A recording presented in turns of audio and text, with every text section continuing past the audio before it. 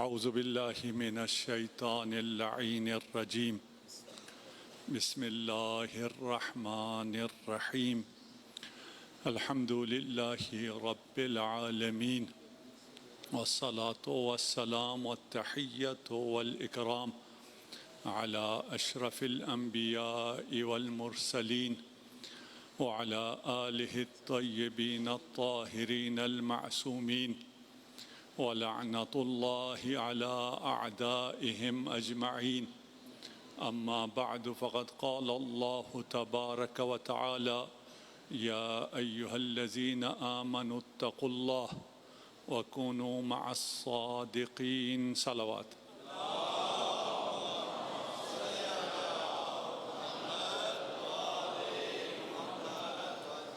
الحمدللہ خدا نے ہمیں یہ توفیق عنایت فرمائی ہے کہ ہم ہر سال محرم کے آتے ہی فرش عزا سجا لیتے ہیں۔ کچھ لوگوں کو یہ بات ہضم نہیں ہوتی تھی کہ ہزاروں سال پہلے ایک واقعہ ہو گیا، آپ کب تک روئیں گے، آپ کب تک مجالس کریں گے، ان مجالس کا فائدہ کیا ہے؟ شاید اب بھی کچھ لوگوں کو اس کا اندازہ نہ ہو کہ ان مجالس کا فائدہ آج دنیا نے دیکھ لیا ہے۔ جب سارا عالم میں کفر، جنگ احزاب تھی، تمام احزاب، تمام کفار اور تمام کفار کے سہولت کار ایک طرف جمع تھے اور ان کے پاس ہر قسم کا اسلحہ تھا، اور ایک نہتہ ملک تھا۔ اگر اس نے شکست دی جنگ میں تو کربلا کی وجہ سے، اگر اس نے شکست دی مذاکرات میں تو بھی کربلا کی وجہ سے۔ اب ہمیں کم از کم سمجھ میں آنا چاہیے اس فرش عزا پر آنے سے ملتا کیا ہے، اور یہ اللہم صل علی محمد وآل محمد۔ یہ اب شیعہ سنی سے بالاتر باتیں ہیں، یہ سیاسی وابستگیوں سے بھی بالاتر باتیں ہیں۔ یہ کل ایمان کا کل کفر کے ساتھ مقابلہ تھا۔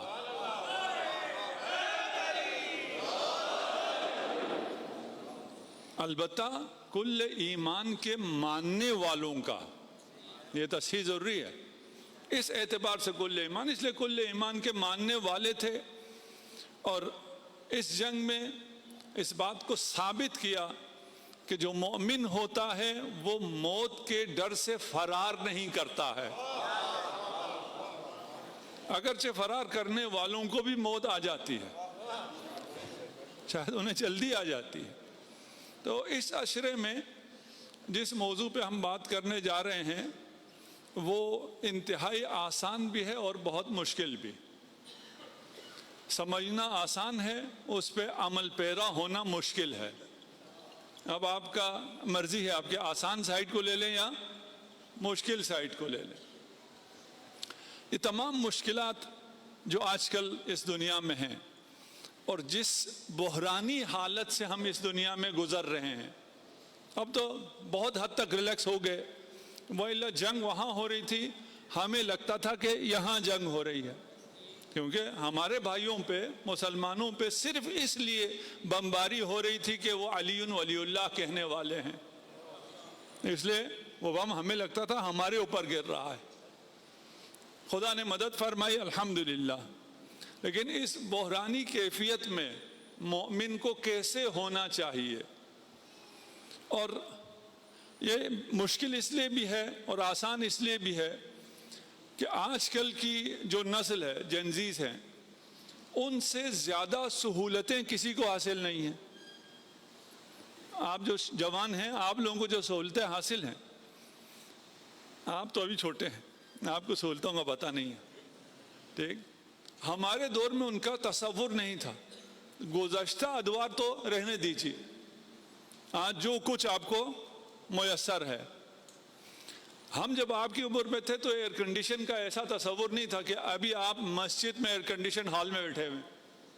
ہمارے زمانے میں ایسا کوئی تصور کسی امام بارگاہ میں نہیں تھا, ہمارے بیڈ روم میں بھی نہیں تھا. یہ کنیکٹیویٹی جو آپ کو حاصل ہے اس کا تصور بھی نہیں تھا. جو علم آپ کو چاہیے آپ پہلے گوگل سے لیتے تھے, اب اے آئی سے لینا شروع کر دیا. یہ ساری انفارمیشن آپ کو حاصل ہے. تمام تر سہولتیں جس نسل کو حاصل ہے وہ نسل سب سے زیادہ پریشان ہے, وہ نسل سب سے زیادہ بے سکون ہے. خیر ہم تو یہ سمجھتے تھے کہ یہ سب مل جائے تو سکون ملتا ہے. تو اس نسل کو جسے یہ سب کچھ مل گیا وہ سب سے زیادہ بے سکون کیوں ہے؟ مانتے ہیں یا نہیں ہے؟ جی آپ خود تو نہیں ہیں, آپ کے باقی لوگ ہیں. اگر آپ میں سکون ہے تو یہاں آنے کی وجہ سے ہے, باقی بہت بے سکونی ہے.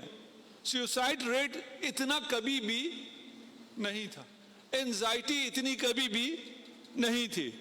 جتنی دوائیاں بک رہی ہیں ڈپریشن کی اور سٹریس کی, اتنی دوائیاں کبھی کسی چیز کی نہیں بکی ہیں. اتنی پریشانی میں اسپرچولیٹی کے نام پر ہندوؤں سے جو ٹوٹکے لے رہے ہیں اور وہ ہندو اپنے چینل سے اربوں روپیہ کما رہے ہیں, کبھی بھی ایسا نہیں تھا. تو یہ کیا ہے؟ یہ دنیا کیا ہے؟ یہ دنیا جو ہم سوچ رہے تھے کہ ہم یہاں پہنچیں گے, ابھی بھی ہم میں سے تقریباً ہر کسی کا یہی ہے.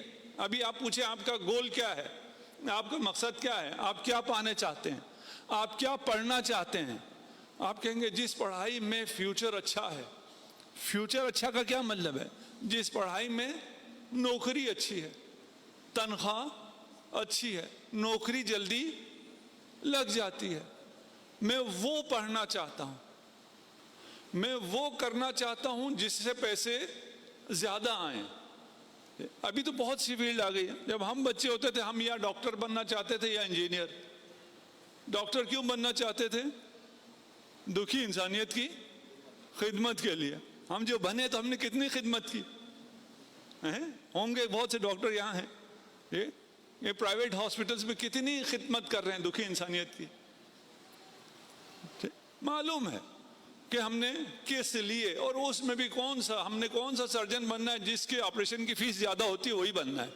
وہ تو ایڈمیشن نہ ملے دوسری جگہ جانا پڑے وہ الگ مسئلہ ہے. تو یہ ساری زندگی جس مقصد کے حصول کے لیے لگاتے ہیں, جب وہ مقصد مل گیا تو لگتا یہ تھا کہ یہ مل جائے گا تو سکون مل جائے گا. وہاں پہنچنے کے بعد پتہ چلا یہاں تو سکون نہیں ہے. پھر کس چیز کے پیچھے جا رہے؟ اب مسئلہ یہ ہے کہ ایک بھیڑ چال ہے, پتہ چل گیا ہے کہ اس کے بعد سکون نہیں ہے, لیکن سب نے جانا اسی جگہ ہے جہاں پر سکون نہیں ہے. جہاں سکون نہیں ہے جانا بھی وہی ہے. اس کی وجہ کیا ہے؟ اس لیے ایک ہے علم, ایک ہے یقین. علم کو بہت افضلیت, بہت شرافت حاصل ہے, اس میں بہت احادیث بھی بہت ہیں, اور ہمارا فخر بھی یہی ہے کہ ہم باب علم سے متمسک ہیں. علم ہے جاننا, یقین علم سے بڑھ کر ہے, علم سے آگے ہے. لیکن اگر آپ کو کسی چیز کا علم ہو تو آپ وہ چیز کریں گے, یا اس چیز سے بچنے کا علم ہو تو آپ بچیں گے نہیں. آپ کو علم ہے, خدا دیکھ رہا ہے, ہم میں سب کو علم ہے, خدا دیکھ رہا ہے, اس کے باوجود گناہ کبھی کبھار کر لیتے ہیں. بھئی علم ہے یا نہیں؟ علم ہے. اگر علم ہے تو گناہ کیوں؟ گناہ سے روکنے کے لیے علم کافی نہیں ہے. کچھ لوگوں کو علم روک دیتا ہے. علم کیوں روکتا ہے ابھی یہ دور پہ پہنچتے ہیں. یقین اگر ہو تو وہ یقین اگر آیا ہمیں گناہ سے روکتا ہے. جی یقین، کچھ گردنیں ہل رہی ہیں کہ یقین ہمیں گناہ سے روکتا ہے. شیطان کو یقین تھا یا نہیں تھا؟ شیطان کو ہر چیز کا یقین تھا. کوئی ایسی چیز ہے ہی نہیں جس کو شیطان کا یقین نہ ہو. نہ علم روکتا ہے اور نہ ہی یقین. وَجَحَدُوا بِهَا وَاسْتَيْقَنَتْهَا أَنفُسَهُمْ. انہوں نے انکار کیا. انکار کرنے والے بہت ہیں، ہر چیز کا انکار کرنے والے. آیات الہی کا انکار کیا. یہ آیت تو آیات الہی کے لیے کری. انہوں نے انکار کیا جبکہ ان کے دل مطمئن تھے اور انہیں یقین حاصل تھا. اکثر کہتے ہیں نا کہ اگر غدیر میں علی کی ولایت کا اعلان ہو گیا ہو تو انکار کیسے کر سکتے ہیں؟ وجحدوا، انکار کیا. رسول سے سنا بھی تھا، اس پہ یقین بھی تھا. کیوں؟ ظلماً وعلوا. میں جب بھی اس قسم کی آیت پڑھتا ہوں میں دوسروں کے لیے نہیں پڑھتا، میں اپنے لیے پڑھتا ہوں. مجھے سب سے پہلے اپنے سے کام ہے. آپ اسے خود غرض کہیں، جو مرضی کہیں. میں کہتا ہوں خدا نہ کرے کہ میں ان میں سے ہوں. اپنے آپ کو تو سیکیور کرو نا پہلے، دوسروں کی باری بعد میں آئے گی. یقین، علم اور یقین ہونے کے باوجود کیوں انکار کرتے ہیں؟ ظلم کرتے ہیں اور انہیں غرور ہوتا ہے، ان کا تکبر. رسول کا جنہوں نے انکار کیا، جانتے تھے، علم تھا، یقین تھا، اس کے باوجود رسول کا انکار کیوں کیا؟ یہ عبداللہ کا یتیم کیوں رسول ہو گیا؟ اگر کوئی سردار رسول ہوتا تو ہم مان لیتے. اس سیرت میں موجود ہے نا، میں صرف اشارے کر رہا ہوں. علم تھا، یقین تھا، امامت کا کیوں انکار کیا؟ ہمیں یہ برداشت نہیں ہے کہ رسالت اور امامت دونوں بنی ہاشم میں جمع ہو جائے. وہ ان کا علو تھا، ان کا غرور تھا. ہمارا غرور اور جگہوں پہ ہوتا ہے. ہمیں غرور ہوتا ہے میں اس مولوی سے پوچھوں، میں فلاں رینک کا آفیسر، اس مولوی سے پوچھوں. نہیں پوچھو گے تو کہاں جاؤ گے؟ آپ جس مرضی رینک کے آفیسر ہیں. آج کل ایک اور چیز اور چلی ہوئی ہے، بڑا فیشن چلا ہوا ہے، میں صرف مسلمان ہوں. آپ میں بھی ہیں کوئی جو صرف مسلمان ہیں اور فخر بھی کرتے ہیں، قرآن نہیں پڑھتے. قُلْ لَمْ تُؤْمِنُوا، کہو ایمان نہیں لائے ہو. وَلَكِنْ قُولُوا أَسْلَمْنَا، کہو ہم تو صرف مسلمان ہیں. مسلمان ہونا انٹری لیول ہے. کہو صرف ہم داخل ہوئے ہیں، صرف کلمہ پڑھا ہے، صرف لا الہ الا اللہ کہا ہے، مسلمانوں میں شامل ہو. وہ نہ کہو کہ ہم مومن ہیں، ہم ایمان لائے ہیں. ایمان ابھی تمہارے دلوں میں داخل ہوا ہی نہیں ہے. صلوات پڑھ دیجئے محمد و آل محمد.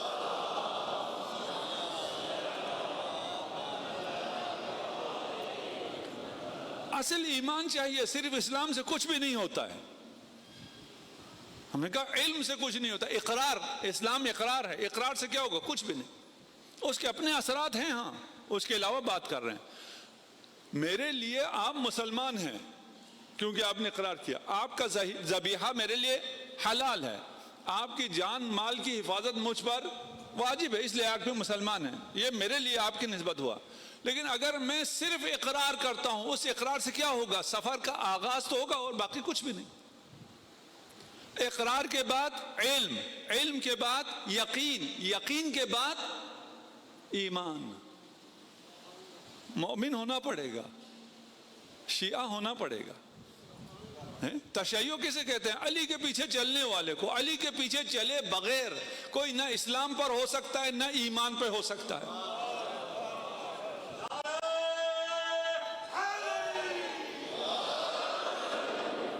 ایمان کیا ہے؟ جب علم و یقین عمل کے سانچے میں ڈلے اسے ایمان کہتے ہیں. یہ نہیں ہے کہ میں مومن ہوں عمل میں کچھ بھی نہیں کرتا. آپ کیسے مومن ہو بھائی؟ ایمان سے آپ کا دور کا بھی واسطہ نہیں ہے, کوئی تکلف نہیں ہے, کوئی تعارف نہیں ہے. مگر ہم میں بھی کچھ ایسے لوگ بیٹھے ہیں ان کا ایمان سے کوئی دور دور کا تعلق بھی نہیں ہے. دل نماز نہیں آتی وہ مومن نہیں ہے. جو کوئی ایک نماز بھی چھوڑ دیتا ہے وہ مومن نہیں ہے. ایک نماز, ہاں اپنی زندگی میں ایک نماز چھوڑے وہ مومن نہیں ہے. پہلے چھوٹ گئی ہیں توبہ کرے, قضا کرے, آگے کوئی ایک نماز. دیکھیں ہم جم بین الصلاتین کے قائل ہیں, ہم دو نمازیں ملا کے پڑھتے ہیں. ہمارے بھائی ہم سے ضد میں کہتے ہیں ہم نے ملا کے پڑھنی ہی نہیں ہے. بھئی ایسی کیا ضد؟ سب مانتے ہیں کہ جم بین الصلاتین جائز ہے. یہ بات بہت دور دور تک پہنچ جاتی ہے ابھی میڈیا کے ذریعے. سب سے کہہ رہا ہوں, سب تمام فقہ میں یہ بات مسلم ہے کہ آپ دو نمازیں ملا کر پڑھ سکتے ہیں. رسول نے دو نمازیں ملا کر پڑھی ہیں بغیر کسی وجہ کے. نہ بارش ہو رہی تھی, نہ کوئی خطرہ تھا, نہ آندھی طوفان. دو نمازیں پڑھ کے ایک ساتھ پڑھ کے بتائیے. ہاں الگ الگ وقت, الگ الگ ہے, وقت فضیلت الگ الگ ہے. لیکن اگر نماز رہ جاتی ہو, آپ ظہر کی پڑھیں, اس کے بعد آپ سیر کے لیے چلے جائیں, گھومنے پھرنے جائیں, شاپنگ کے لیے چلے جائیں, عصر کے نماز کا وقت چلا گیا, قضا کر کے پڑھیں گے. قضا کر کے پڑھنے کا کوئی تصور اسلام میں نہیں ہے. آپ کو اجازت ہی نہیں ہے قضا کر کے پڑھنے کی. ہمارے کچھ دوست تھے, ہم کسی کانفرنس میں ساتھ تھے, اس کے بعد انہوں نے کہا چلیں جی آج شاپنگ کے لیے چلتے ہیں. ظہرین, ہم نے ظہرین پڑھی, ہمارے دوستوں نے ظہر پڑھی. اس کے بعد ہم شاپنگ کے لیے گئے مغربین تک. راستے میں ایک آدھ دفعہ میں نے ان سے کہا یار آپ لوگوں کے عصر کا ٹائم ہو گیا ہے. انہوں نے کہا پڑھ لیں گے. مولانا, میرے دوست مولانا ہوں گے نا, آپ لوگ تو میرے دوست نہیں ہو سکتے, آپ تو میرے بھائی ہیں, میں مذاق کر رہا ہوں. کوئی پرواہ کوئی نہیں بھئی, ایسا نہیں ہو سکتا. کوئی نماز قضا نہیں ہو سکتی, اس کا تصور نہیں ہے. مخصوصاً شیعیان علی میں تو اصلاً ابداً ممکن ہی نہیں ہے. آپ بیمار ہیں, بستر پر ہیں, وہاں بھی آپ کو نماز پڑھنی ہے. آپ سفر میں ہیں, جہاز میں ہیں, وہاں بھی آپ کو نماز پڑھنی ہے. آپ غرق ہو رہے ہیں اور اس غرق ہوتے ہوئے بھی نماز پڑھنی ہے. یہ فقہ اہل بیت ہے. غرق ہونے کا جب تذکرہ آ گیا تو غرق ہوتے ہوئے خدا سب کو یاد آ جاتا ہے. سب, کوئی کسی کو یاد دلانے کی ضرورت بھی نہیں ہے. یہ سائٹ تھوڑی خالی ہے, جو رضاکار ہیں اس طرف بھر گئے ہیں, انہیں کہ اس گیٹ سے اس طرف بھیجیں تاکہ آنے والے جو بیٹھے ہیں وہ بھی متاثر نہ ہو. صلوات پڑھ دیجیے محمد و آل محمد.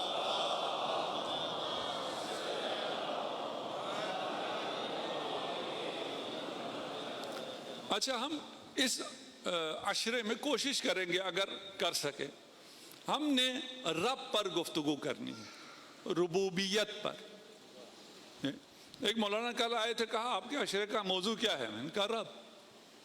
اس پہ کون عشرہ پڑھ سکتا ہے؟ اس میں کیا ہے؟ سب کچھ تو رب میں ہے.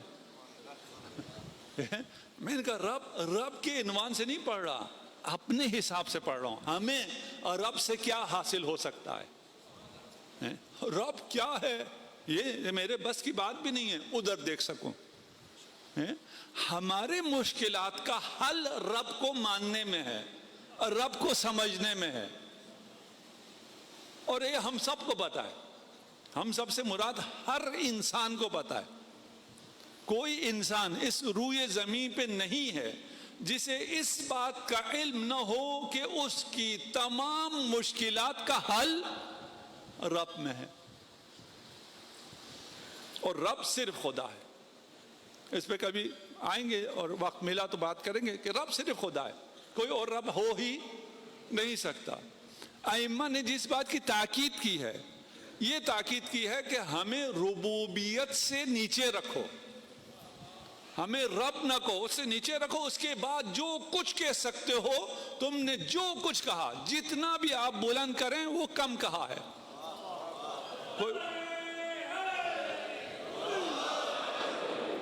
کوئی غلو کا تصور ہی نہیں ہے. ہاں رب نہیں کہہ سکتے, اللہ نہیں کہہ سکتے, خالق نہیں کہہ سکتے, رازق, یہ سب رب کے اندر آتا ہے. آہستہ آہستہ سمجھنے کی کوشش کریں گے. سب بالاجماع, کوئی شخص بھی ایسا نہیں ہے. آئیں قرآن پڑھتے ہیں, اور یہ سارا قرآن جو آیات میں آپ کے سامنے پیش کرتا ہوں, یہ والد معظم کی تفسیر الکوثر سے پیش کرتا ہوں. اور اس سال اس عظیم مسجد کو بنانے میں جن کا بہت بڑا حصہ تھا, الحاج مصطفیٰ گوکل, ان کا بھی پچھلے مہینے انتقال ہوا ہے. خدا ان پر اپنی رحمتیں نازل فرمائے, ان کی مغفرت فرمائے. اور آپ سب جو اس فرش عزا پر ہیں, اس کے ثواب میں ان کو بھی حصہ عنایت فرمائے. صلوات پڑھ دیجیے محمد و آل محمد.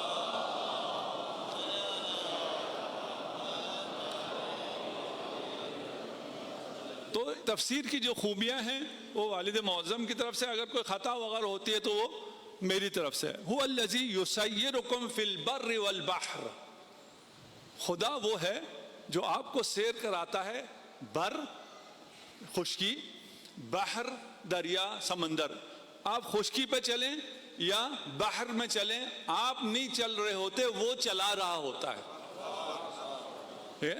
اور رب, ہم اگر آہستہ آہستہ سمجھنے کی کوشش کریں گے رب کو. اچھا ایک بات اور میں کہہ دوں, جو آ جائیں کل نہ آئیں ان کا میں ذمہ دار نہیں ہوں. اس بحث میں بہت سے سوالات آپ کے ذہنوں میں اٹھیں گے, اور آج کی مجلس میں ان سب سوالات کے جواب نہیں ملیں گے. سوال کو اپنی جگہ رکھ کر محفوظ اس کو سیو کریں کسی کونے میں, اور آگے سنتے چلے جائیں. ان تمام سوالات کے جواب آہستہ آہستہ آتے چلے جائیں گے. اگر عشرے کے بعد بھی کوئی سوال رہا اور آپ کا سوال رہ گیا تو ہم حاضر ہیں. هو الذی یسیرکم فی البر والبحر, آپ کو چلانے والا وہ ہے, آپ کا رب وہ ہے, آپ کو پالنے والا وہ ہے, آپ کو ہدایت دینے والا وہ ہے, آپ کی تربیت کرنے والا وہ ہے, آپ کی حفاظت کرنے والا وہ ہے, آپ کا رازق وہ ہے, آپ کا خالق وہ ہے. آپ کیا ہو؟ کچھ بھی نہیں. اگر آپ کی بچوں کے لیے, تاکہ ان کو سمجھانے کے لیے, مثال غلط ہے, آپ ایک کیریکٹر ہے آپ کا اور وہ آپ کا ڈائریکٹر ہے. آپ نے وہ کیریکٹر کرنا ہے جو ڈائریکٹر نے لکھا ہے. اگر آپ کسی فلم میں ہو تو ہر کسی کو کون سا کیریکٹر چاہیے؟ ہیرو کا. اب اس سے آگے میں ممبر بھی نہیں کہہ سکتا کیوں آپ کو ہیرو کا کیریکٹر چاہیے. اور اگر آپ کو کہیں جناب علی آپ دربان بن جائیں, نیزہ لے کے کھڑے ہو جائیں, آپ کہیں گے یہ کیریکٹر مجھے نہیں چاہیے. کوئی غریب ہوگا اس کو کہیں گے 4 پیسے ملتے ہیں وہ کھڑا ہو جائے گا. یہ جو اب فلم کہنا غلط ہے, میں نے پہلے کہا یہ میری مثالیں ساری غلط ہیں, لیکن جوانوں کو سمجھانے کے لیے تاکہ ان کو نزدیک لاؤں. اگر کوئی بعد میں اس پہ اعتراض کریں یہ مثال غلط ہے, میں پہلے کہہ رہا ہوں یہ مثال غلط ہے. اس فلم میں, آپ کی زندگی کی فلم میں, خدا نے آپ کو جو کیریکٹر دیا ہے وہ کم سے کم ہی کیوں نہ ہو, اس کو اگر آپ اچھی طرح انجام دیں تو وہ ہیرو کے کیریکٹر سے بھی زیادہ قیمتی ہو جاتا ہے. یہاں اس میں دیکھیں خدا کیسا ڈائریکٹر ہے. ضربت علی یوم الخندق افضل من عبادت الثقلین. اب اس میں کتنا زور لگا ہوگا علی کا؟ بہت زور لگا ہے, کوئی زور تو لگا ہی نہیں. علی صرف ایک ہی وار کرتے تھے, دوسرا وار کرنے کی ضرورت ہی نہیں پڑتی تھی. یا افقی کاٹتے تھے یا عمودی کاٹ دیتے تھے جو سامنے آتا تھا. اب یہ ایک ضرب ہے, یہ کتنا اہم ہے, اس کا کتنا ثواب ہے. عبادت ثقلین, جن و انس کی تمام عبادتوں سے یہ ایک ضربت افضل ہے. اس کی نماز کا ثواب کیا ہوگا؟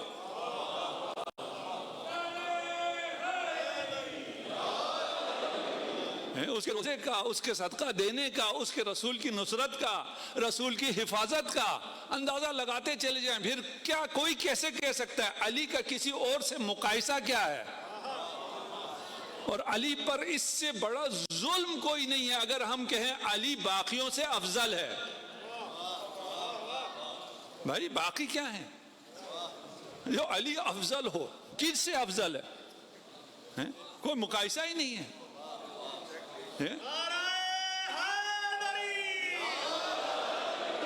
علی کے ایک ضربت کا ثقلین کی عبادت برابری نہیں کر سکتی. ذات علی. مثلا آپ مجھ سے کہیں کہ مولانا میں آپ کو کاکروچ سے زیادہ افضل جانتا ہوں، میں کہوں گا کیا کہہ رہے ہو بھائی؟ کہ نہیں چلے یہ شہد کی مکھیوں کے ایک جھنڈ سے زیادہ آپ افضل ہیں. یہ میری توہین ہے. تو علی افضل ہے یہ کہنے کی ضرورت ہی نہیں ہے، یہ ثابت کرنے کی ضرورت ہی نہیں ہے. هو الذی یسیرکم، یہ سمجھ لیں آپ کہ آپ ایک کریکٹر کر رہے ہیں، آپ کو چلانے والا خدا ہے. زمین پہ چلیں خدا چلا رہا ہے، آسمان میں چلیں خدا چلا رہا ہے، بحر میں سمندر میں چلیں خدا چلا رہا ہے. حتی اذا کنتم فی الفلک. اب آیت آپ کو لے آئیے کہ آپ نے ملینئر آپ ہو گئے ہیں. جوانوں سے کہہ رہا ہوں آپ لوگ ہو گئے ملینئر، آپ نے سپر یارڈ خریدی اور اس یارڈ میں آپ اب سمندر پہ عیش کر رہے ہیں، جا رہے ہیں، آپ فلک میں جا رہے ہیں. وَجَرِينَ بِهِمْ بِرِيحٍ طَيِّبَةٍ، ٹھنڈی ٹھنڈی نسیم بہاری آ رہی ہے. آپ نے تلاوت ہی لگائی ہوگی یارڈ میں نا، کوئی میوزک سیدھی تو نہیں لگایا ہوگا. مزے کر رہے ہیں. وَفَرِحُوا بِهَا، آپ خوش انجوائے کر رہے ہیں لگژریس زندگی.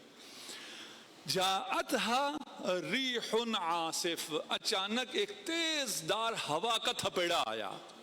وجاءهم موج من كل مکان، اور ہر طرف سے موج بلند ہونا شروع ہو گئی. وظنوا انهم احیط بهم، اسے یہ گمان ہوا کہ اب موجوں نے مجھے گھیر لیا، اب یہ جو جٹ انجن لگا ہوا ہے یہ مجھے بچا نہیں سکتا.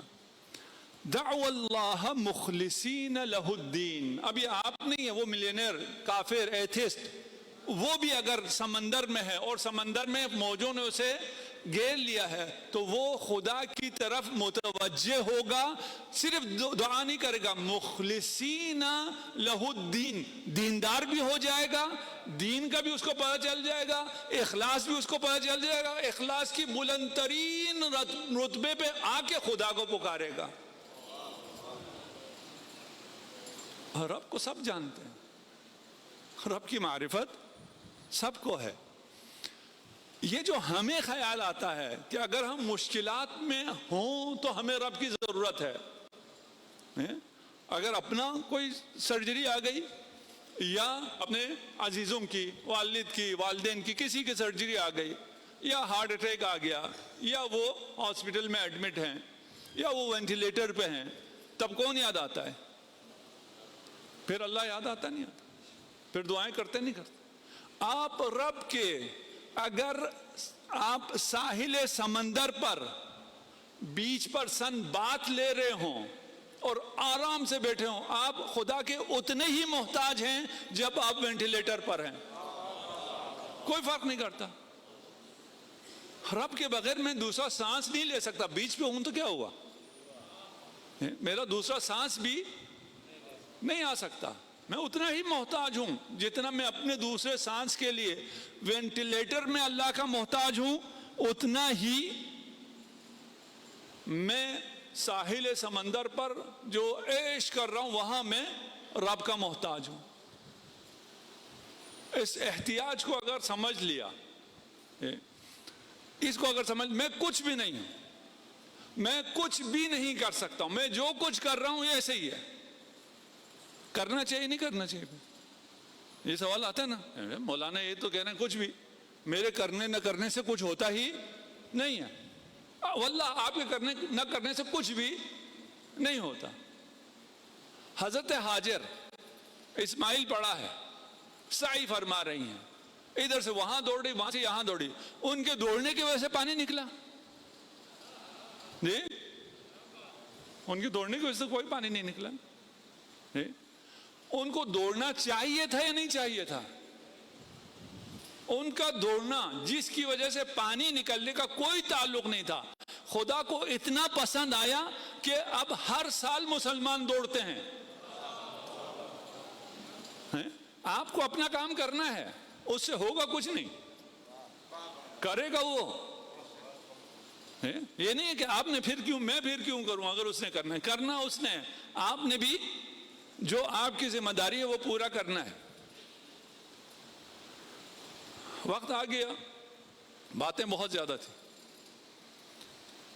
ایک واقعہ ہے بچوں کے لیے، آپ کے لیے۔ امیر المومنین تشریف فرما ہے،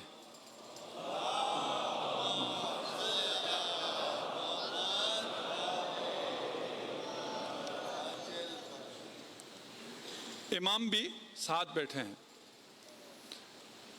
ایک سائل آیا، اس نے سوال کیا، امام نے، امام حسن مجتبیٰ سے فرمایا گھر جاؤ، گھر میں 6 درہم پڑے ہیں، 1 درہم اٹھا لاؤ۔ امام گئے اور واپس آ کے پیغام آیا کہ وہ 6 درہم آٹا خریدنے کے لیے ہیں۔ گھر میں آٹا نہیں ہے، جیسے آپ بجٹنگ کرتے ہیں، وہ آٹے کا بجٹ ہے، اس لیے گھر میں اور کوئی چیز نہیں ہے۔ اچھا، آپ کو کوئی ایسا جواب آئے کہ آپ گھر میں بیگم سے کہیں پیسے دے دو، وہ کہیں یہ تو بچے کے اسکول کی فیس ہے، تو آپ کیا کریں گے؟ جی مان جائیں گے؟ جی پہلے میں سنا چکا ہوں شاید گزشتہ سالوں میں، مولانا صاحب کہہ رہے تھے کہ صدقہ دینا تو بہت اچھا ہے لیکن شیطان روکتا ہے۔ مجھے کہاں شیطان روکے گا؟ گھر گیا، میں ابھی صدقہ دیتا ہوں، بکری میں صدقے میں دوں گا۔ گھر پہنچا، بیوی نے کہا کیا کر رہے ہو؟ کہا بکری صدقے میں دے رہا ہوں۔ بیوی نے کہا اس کا دودھ بچوں کو پلاتے ہیں تو کل بچہ تو بھوک سے مر جائے گا، میرا تو دودھ آ نہیں رہا، یہ تم کیسے صدقہ دے گو اس کے؟ وہ مان گیا، اس نے صدقہ نہیں دیا۔ اگلے دن مسجد میں گیا، لوگوں نے پوچھا ہاں بھائی صدقہ دے دیا؟ انہوں نے کہا نہیں۔ کہا کیا ہوا؟ کہ شیطان نے روکا بھی، میں نے شیطان کو پہچان بھی لیا۔ اب یہ جواب آیا کہ یہ 6 درہم ہیں، وہ تو مولانا خود فرمایا نا 6 درہم ان میں سے 1 لے آؤ، لیکن وہ تو آٹے کے لیے ہیں۔ مولانا نے فرمایا پھر 6 کے 6 لے آؤ۔ یہ ہمیں سمجھانے کے لیے، ہاں اہل بیت میں بہت سے مکالمات صرف ہمیں سمجھانے کے لیے ہوتے ہیں۔ کہا پھر 6 کے 6 درہم لے آؤ۔ اور یہ قول اگر ہمیں یاد رہے اپنی زندگی کے لیے، امام نے فرمایا کہ تمہیں اس پر زیادہ اعتماد ہے جو تمہارے ہاتھ میں ہے یا اس پہ زیادہ اعتماد ہے جو رب کے ہاتھ میں ہے؟ میری زندگی کے تو سارے مشکلات حل کر دیے، میں خود غرض ہوں نا، میں اپنے سوچتا ہوں، جو خدا کے ہاتھ میں اس پہ اعتماد نہیں ہے، جو تمہارے ہاتھ میں اس پہ اعتماد ہے کہ اس سے میں نے آٹا خریدنا ہے، ہم اس سے آٹا خریدنا ہے جو رب کے پاس ہے۔ میرے آٹا خریدنے کا انتظام رب کرے گا، ابھی میرے ذمے تھا، جب میں صدقہ دے دوں گا تو رب کے ذمے، جو میں ابھی میرے ذمے کہہ رہا ہوں، یہ بھی تسامح ہے۔ ہاں میں ہوں کیا، یہ درہم کیا ہے؟ جب ایک دفعہ مولا نے فرمایا تھا نا اپنے غلام سے کہ اس کو دے دو، 5 دے دو، اس نے پوچھا واپس کہ میں دینار دوں یا درہم؟ بیت المال میں دینار بھی پڑا ہے اور درہم بھی پڑا ہے، دینار چاندی کا ہوتا ہے، درہم چاندی کا ہوتا ہے، دینار سونے کا۔ مولا نے فرمایا کچھ بھی دے دو، میری نظر میں دونوں پتھر ہیں۔ اس مقام تک ہر کوئی پہنچے عبودیت کے۔ کہا وہ 6 کے 6 لے آؤ، 6 کے 6 دے دیا فقیر کو۔ اتنے میں ایک شخص آیا اپنا اونٹ لے کے، کہا اونٹ کا کوئی خریدار ہے؟ مولانا نے فرمایا ہاں میں خریدار ہوں، ادھر لاؤ۔ کتنے کا دیتے ہو؟ کہا 140 درہم کا۔ مولانا نے فرمایا اونٹ دے دو، پیمنٹ میں تمہیں کچھ دیر بعد کروں گا۔ کہا مولا مجھ سے خریدیں تو کیا مسئلہ ہے، ٹھیک ہے۔ اونٹ دے کے چلا گیا۔ اگلا آدمی آیا، اس نے پوچھا یہ اونٹ بیچنا ہے آپ نے؟ مولانا نے فرمایا ہاں بیچنا ہے۔ کتنے میں خریدو گے؟ کہا میں 200 دینار میں خریدوں گا۔ 200 درہم میں خریدوں گا. اس سے 200 درہم لے لیے, 140 پچھلے بندے کو دے دیے اور 60 گھر بھجوا دیے. 10 گنا. دیکھیں یہ ہماری زندگی میں ہو رہا ہوتا ہے, لیکن ہماری زندگی میں تھوڑا سا الگ الگ ہو رہا ہوتا ہے, ہمیں سمجھ میں نہیں آتا. یہ امیر مومنین کی زندگی میں یہ واقعات امیر مومنین کے لیے ہمارے لیے ہیں. دیکھیں رزق پہ ہم نے پچھلے سال ایک خمسہ پڑھا تھا الصادق میں, وہاں ہم نے یہ بتایا تھا کہ رزق آپ کا خدا کے ہاتھ میں ہے اور رزق خدا نے لکھا ہوا ہے. آپ جو مرضی کریں, آپ کے رزق میں نہ اضافہ ہوتا ہے نہ کمی ہوتی ہے.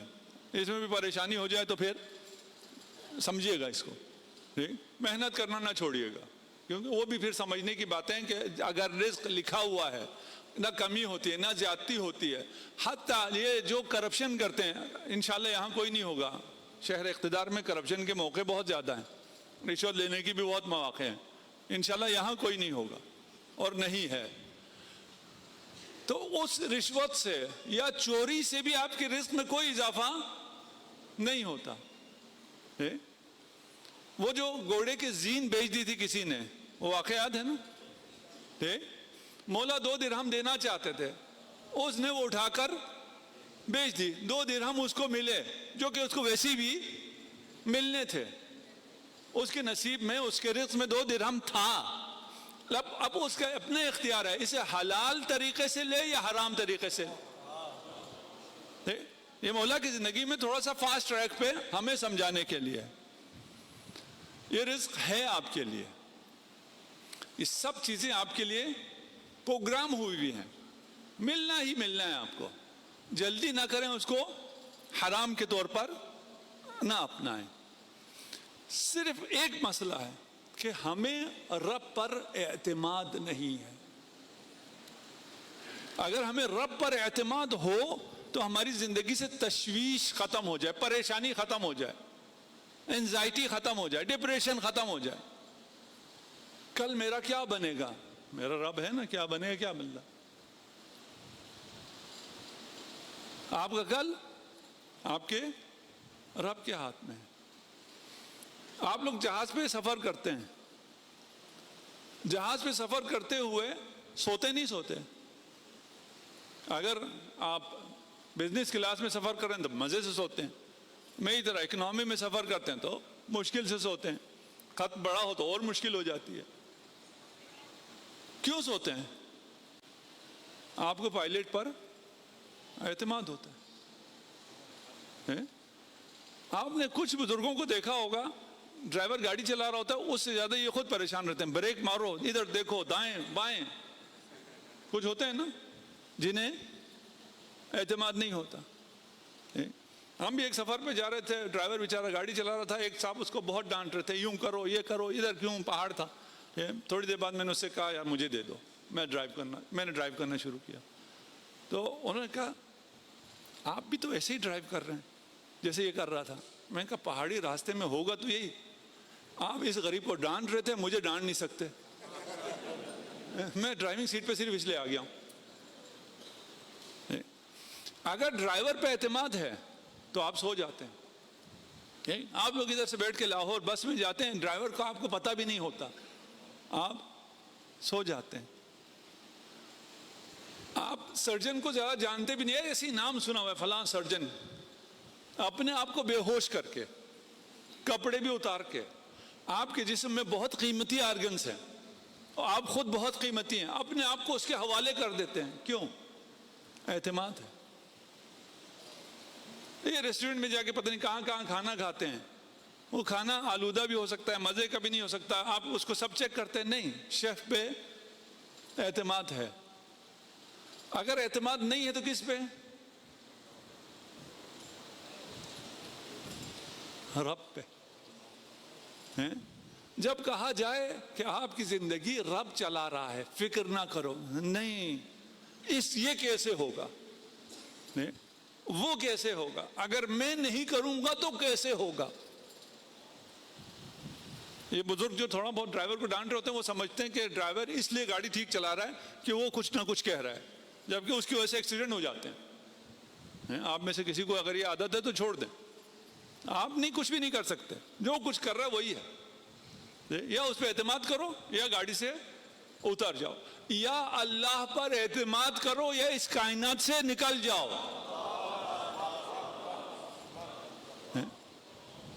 اگر اللہ پر, رب پر اعتماد آ جائے, دیکھیں میں ایک اللہ کہہ رہا ہوں, ایک رب کہہ رہا ہوں. اللہ الگ ہے, رب الگ ہے, ذات ایک ہی ہے, ذات ایک ہی ہے, لیکن اللہ کہوں تو اور مطلب ہے, رب کہوں تو اور مطلب ہے. اللہ جامع تمام صفات جمال و جلال ہے اللہ. رب اس میں صرف رحمت کا پہلو ہے. رب پالنہار ہے, آپ کی تربیت کرنے والا ہے, آپ کو دیکھنے والا ہے, آپ کی پرورش کرنے والا ہے, آپ کو رزق دینے والا ہے, آپ کو بچانے والا ہے, آپ کو ہدایت دینے والا ہے. یہ رب ہے. رب منتقم نہیں ہے, انتقام لینے والا اللہ ہے. اس لیے اگر میں اللہ کہوں اور ہے اور رب کہوں اور ہے. ان آگے نور آتے ہیں اور ایک رات تو اسی مقدماتی گفتگو میں نکل گئی. تھوڑا بہت آپ خود بھی سرچ کریں, ریسرچ کریں, دیکھ کے آئیں, پڑھ کے آئیں, اور سوالات اپنے تھوڑے محفوظ رکھیں, اور ساتھ ساتھ اگر ہم جب نکلتے ہیں تب سوالات کریں تو بھی کوئی حرج نہیں. جو ہمارا خیال ہے, جو سوال اٹھ سکتے ہیں ان سب کو ہم کوشش کریں گے کہ جواب دیں. ہماری ساری زندگی پروردگار کے ہاتھ میں لکھا ہوا ہے. ہماری موت کب آنی ہے یہ سب کو پتا ہے. موت کب آنی اس کا تو سب کو پتا ہے. موت جب آنی ہے تو آ کر رہے گی, اس سے فرار ممکن نہیں ہے, یہ تو ہمیں پتا ہے. پھر بھی ہم موت سے فرار کی کوشش کرتے ہیں, فرار کی کوشش کرتے ہیں. ہم وہ موت سے فرار کی کوشش نہیں کر رہے ہوتے, وہ ہمیں حکم ہوتا ہے اگر مریض ہو جاؤ تو علاج کرو. اذا مرضت فهو یشفین. دیکھیں مرض بھی خدا کی طرف سے ہے, شفا بھی خدا کی طرف سے ہے, لیکن ادب کیا ہے, مریض میں خود ہوا ہوں, شفا وہ دیتا ہے. یہ ادب ہے, شفا وہ دیتا ہے, اس کی کوشش کرنی چاہیے. مجھے تو نہیں پتا نا کہ میری موت کب لکھی ہوئی ہے, مجھے تو اس کا پتا نہیں ہے. حضرت سلیمان بیٹھے ہوئے تھے, ایک شخص آیا, بہت خوبرو, بہت خوبصورت, وہ پتہ نہیں عابد ہوگا, زاہد ہوگا, کیا ہوگا, اس کی بھی آنکھیں دیکھنے والی آنکھیں تھیں. اس نے پہچان لیا یہ ملک الموت ہے, جو ایک خوبرو جوان کی شکل میں آیا ہے. وہ حضرت سلیمان کے پاس آیا, کہا آپ کے پاس تو بہت طاقت ہے, آپ کا ہواؤں پہ بھی حکومت ہے, آپ ہوا کو حکم دیں کہ مجھے اتنی دور کوئی کسی جگہ لے جائے کہ میں اس ملک الموت سے اور موت سے دور چلا جاؤں. حضرت سلیمان نے کہا کہ ایسی قدرت تو میرے پاس نہیں ہے, کل نفس ذائقۃ الموت, موت تو سب کو آنی ہے. آواز سب جگہ ٹھیک آ رہی ہے جی, آواز ٹھیک آ رہی ہے انشاءاللہ. تو یہ ہمیں بڑا مسئلہ تھا, آواز اگر اندر کوئی کہیں بیٹھا ہو, کچھ پوائنٹ ایسے ہیں, وہ باہر چلا جائے اس کی آواز ٹھیک ہو جائے گی, اپنی جگہ شفٹ کر لے, جگہ شفٹ کرنے کی جگہ نہیں رہی, اس طرف تھوڑی سی جگہ ہے. اس نے کہا مجھے ایسی جگہ بھیج دو جہاں پر ملک الموت نہ پہنچ سکے. ایسی جگہ تو میں نہیں بھیج سکتا.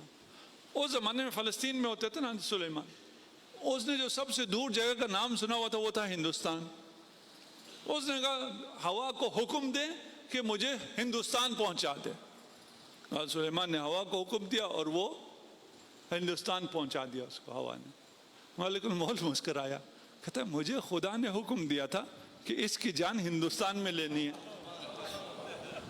میں نے دیکھا یہ تو یہاں بیٹھا ہے, میں سوچ رہا تھا یہ حکم مجھے کیسے آیا ہے کہ اس کو ہندوستان جاتے جاتے تو ٹائم لگے گا, اس کی موت ہے آج اور مکان ہے ہندوستان, بیٹھا ہوا ہے آپ کے پاس. وہ خود درخواست کر کے اس نے اپنے آپ کو ہندوستان پہنچا دی. موت نے تو آنا ہی آنا ہے. آپ کی زندگی کی ہر چیز اللہ نے کرنی ہے. میں دوبارہ کہہ رہا ہوں, ہاں آپ نے کرنا نہیں کرنا یہ بحثیں ابھی آئیں گی. یہ سب چیزیں اللہ نے طے کر رکھی ہیں. اللہ نے آپ کو کچھ چیزوں کو تو ہمیں سمجھ میں آتا ہے نا، ہمارا اختیار نہیں ہے. ہمارے والدین کون ہوں گے ہمارا کوئی اختیار نہیں ہے. کہاں پیدا ہوں گے ہمارا اختیار نہیں ہے. ہمارا رنگ کیسا ہوگا، قد کیسا ہوگا، اس میں ہمارا اختیار نہیں ہے. یہ ہو گیا. اب آئندہ چل کے اگر کوئی ڈیزائنر بیبی آئے، رنگ اور قد اور کچھ کا اختیار آ جائے تو بھی کوئی حرج نہیں ہے. کلون کر لیں پھر بھی کوئی حرج نہیں ہے. بہت سی چیزیں ایسی ہیں جس کا ہمارا اختیار نہیں ہے. بہت سی امراض ہمیں آتی ہیں، ہمارا اختیار نہیں ہے. بہت سی سعادتیں ہمیں ملتی ہیں، ہمارا اختیار نہیں ہے. ابھی آپ یہاں جمع ہیں اور یہاں آنے پہ آپ کو کیا کچھ مل رہا ہے، آپ کو اختیار سے تھوڑی مل رہا ہے. یہاں آنا آپ کا اختیار تھا، آنے کے بعد جو مل رہا ہے وہ آپ کا اختیار نہیں ہے. آپ کا کیا اختیار؟ ایک شخص محشر میں حساب کتاب جب اس کا ہوا، دیکھیے آپ کی نیکیاں، آپ نے بہت سی نیکیاں کی ہیں. آپ میں سے جو بزنس کر رہے ہیں، جوانوں سے کہوں گا بزنس کرو، خوب پیسہ کماؤ اور ملک کو مضبوط کرو. ہماری اقتصاد مضبوط ہونی چاہیے. اگر اس ملک کی اقتصاد مضبوط نہ ہو اور ہم بیکاری رہیں تو ہماری کوئی عزت نہیں ہے. ابھی ان ڈائلاگ اور ان میں تھوڑی سی عزت بنی ہے، خدا کرے یہ عزت قائم رہے. اور آپ لوگ پیسے بناؤ. آپ نے اگر پیسے بنا لیا، ایک مرحلہ ہوتا ہے پیسے بنانا، دوسرا مرحلہ کیا ہوتا ہے؟ اس کو محفوظ بھی رکھنا، لوٹ نہ جائے، ختم نہ ہو جائے. نیکیاں بنانا مشکل نہیں ہے، آسان ہے. ان نیکیوں کو محفوظ رکھنا اتنا آسان نہیں ہے. آپ یہاں آئے، آپ کو نیکی ملی، اس نیکی کو کل آپ نے آفس میں، بازار میں قائم رکھا یا ختم کر دیا. وہ شخص تھا، اس نے جب حساب کتاب دیکھا کوئی نیکی باقی نہیں ہے. فرشتے نے کہا اس کو جہنم لے جا. جہنم کی طرف لے جایا جا رہا تھا. اس نے کہا آواز لگاؤ، کوئی تمہاری مدد کو آئے گا. اس نے آواز لگائی، کوئی مدد کو بھی نہیں آیا. وہ جہنم کی طرف جا رہا. ایک فرشتہ آیا کہ تمہاری ایک امانت میرے پاس ہے.